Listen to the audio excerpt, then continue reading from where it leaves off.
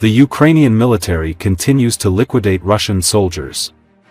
Over the last day, from November 3rd to 4th, Russians lost 1,300 soldiers at the front. In total, since the beginning of the full-scale war, Russia's losses have exceeded 700,000 soldiers, according to the General Staff of the Armed Forces of Ukraine. In total, approximately 700,390 Russian troops have already been killed or wounded in this war. The day before, the defenders shot down 93 Russian operational tactical level drones in the sky. Ukrainian soldiers destroyed 35 enemy artillery systems, 15 armored combat vehicles, 11 tanks, and 1 MLRS of the Russian troops. In addition, Ukrainian fighters destroyed 77 units of motor vehicles and tankers, and 3 units of special equipment. Since the beginning of the full-scale war, the defense forces have also deprived the enemy of 994 air defense systems, shot down 2,629 cruise missiles, 369 aircraft, 329 helicopters, and sunk 28 ships/boats and a submarine of the aggressor. As the General Staff notes, 169 combat clashes were recorded during the past 24 hours. The number of combat clashes per day in the Kupiansk direction reached 16. The defense forces repelled the attacks of the occupiers in the areas of Golyubivka, Sinkivka, Stepova Novoselivka, Kolesnikivka, Berestovo, Zagrizovo, Kruglyakivka, Vishnevo, and Pershotrivnevo. In the Lyman direction, our troops stopped 9 enemy attacks. The invaders concentrated their main efforts in the areas of the settlements of Grikivka, Turna and Dybrova. The aggressors' aircraft bombarded the areas of Toretsk, Druzhba, Petrivka and Dilyivka settlements in the Toretsk direction, and the enemy tried to advance 4 times in the Toretsk area.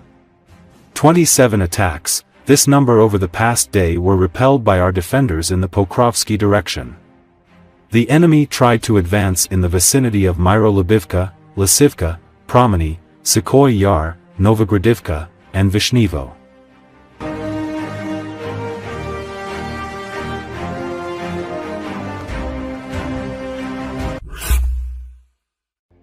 Russian President Vladimir Putin on Monday met North Korean Foreign Minister Cho Sun-hui, who has been on an official visit to Russia since late last week. State television showed them greeting each other, but details of the meeting were not available. Cho started her visit on talks with her Russian counterpart Sergei Lavrov last Friday. Their meeting in Moscow came on the heels of the Pentagon statement that North Korea has deployed about 10,000 troops to Russia to fight against Ukraine within the next several weeks. Neither Moscow nor Pyongyang have specified the agenda for Cho's talks in Moscow, but in a closed-door hearing at South Korea's parliament, the South Spy Agency said Cho may be involved in high-level discussions on sending additional troops to Russia and negotiating what the North would get in return. South Korean and Western officials have voiced concern that Russia may offer technology that could advance the threat posed by North Korea's nuclear weapons and missile program. Russia and North Korea signed a strategic partnership agreement earlier this year.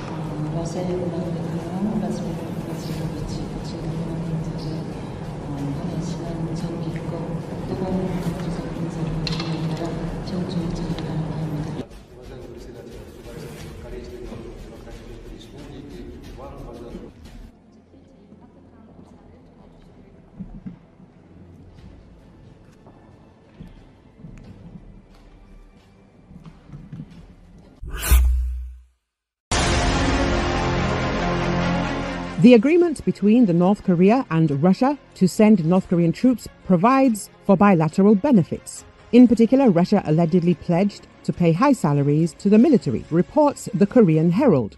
Korean MP Wi Sung-luk, who was Seoul's ambassador to Russia, said in a commentary to the Korea Herald that joining the war against Ukraine was not a bad deal at all for North Korea. According to him, the financial and food crisis in the North Korea are largely resolved thanks to Russian compensation for its contribution to the military effort against Ukraine. According to North Korean intelligence, in exchange for the North Korean military, Russia has pledged to supply 600 to 700,000 tons of rice per year to the North Korea, pay $2,000 salaries to North Korean soldiers involved in the war against Ukraine, and share space technology. Moreover, the countries agreed to involve Russia in combat operations on the Korean peninsula in the event of war. Recently, the world was shocked by the information that North Korea sent thousands of its military personnel to Russia. Ukrainian intelligence reports that their number may reach more than 10,000. The Financial Times noted that some North Korean soldiers are already in the Kursk region of Russia, about 50 kilometers from the border with Ukraine.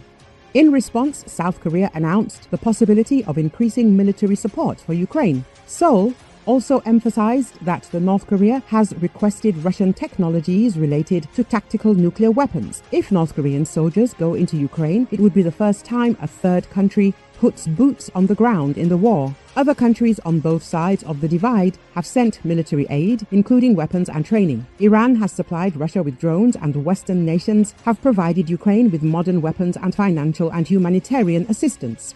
The United States say some of those troops have already moved near Ukraine's border in the Kursk region, where Moscow's forces have struggled to push back a Ukrainian incursion. We've not yet seen these troops deploy into combat against Ukrainian forces, but we would expect that to happen in the coming days, U.S. Secretary of State Antony Blinken said at a news conference with Defense Secretary Lloyd Austin and their South Korean counterparts. Blinken said Russia has been training North Korean soldiers in artillery, drones, and basic infantry operations, including trench clearing, indicating that they fully intend to use these forces in frontline operations. Ukraine is preparing as though combating North Korea in its territory is inevitable.